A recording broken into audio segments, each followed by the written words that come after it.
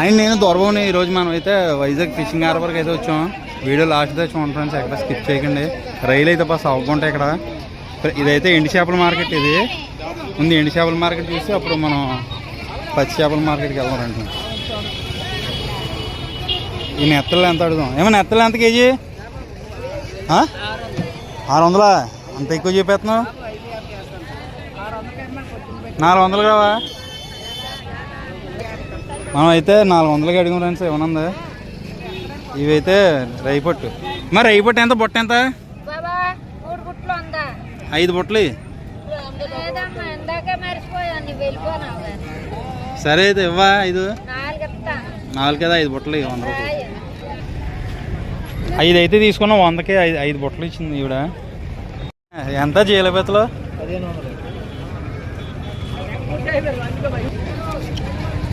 జీలపేతలు అయితే చాలా బాగుంటాయి.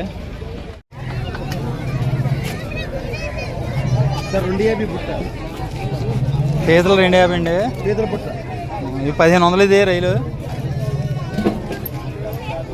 పీతలు చూడండి ఎలా మెదుగుతున్నాయో.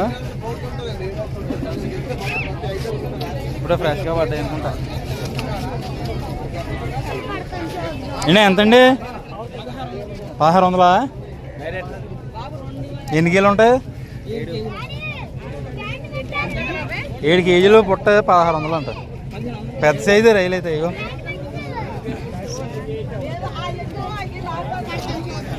ఫైనల్ అయితే 1500కి ఇస్తా అంటున్నారు. అదే బుట్ట మార్కెట్లో అయితే కేజీల కింద నాకు తెలిసి ఒక 2500 అమ్ముతారు ఫ్రెండ్స్. 1500 అంటే బెటర్.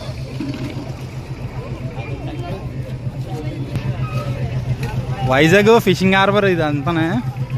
చూడండి ఐస్ పెట్టిన ఐస్ వేసుకుని బోట్లలోనే ఏటకైతే వెళ్తారు ఫ్రెండ్స్. ఇదంతానే 10 రోజులు ఉంటాయి. 10 రోజుల దాకా రారుది ఇవి ఏటకెళ్ళి. అప్పుడు దాకా ఐస్ పడ్డ చేప అంతా ఈ ఐస్లో వేస్తారు పోడవకుండా. వారం పట్టచ్చు, 10 రోజులు పట్టచ్చు. మా వాళ్ళు ఏదో తుప్పు పుచ్చిపోయిన బోటు దగ్గరికి వచ్చారు. ములిగిపోయింది బోట్. ఇది అదే మొన్న లాస్ట్ టైం కాలిపోయింది కదా, అలాంటప్పుడు ఇది కూడా డ్యామేజ్ అయి ఉంటుంది. మొత్తం ఇక్కడ బోట్లు కాలిపోయినాయి మొత్తం మొన్న వచ్చినప్పుడు. మొన్నసారి ఎంత బుట్ట? ఎంత? 1500. ఎన్ని కేజీలు ఉంటాయి? 7 కేజీలు. అందరూ 7 కేజీలు అంటున్నారు బుట్టలో.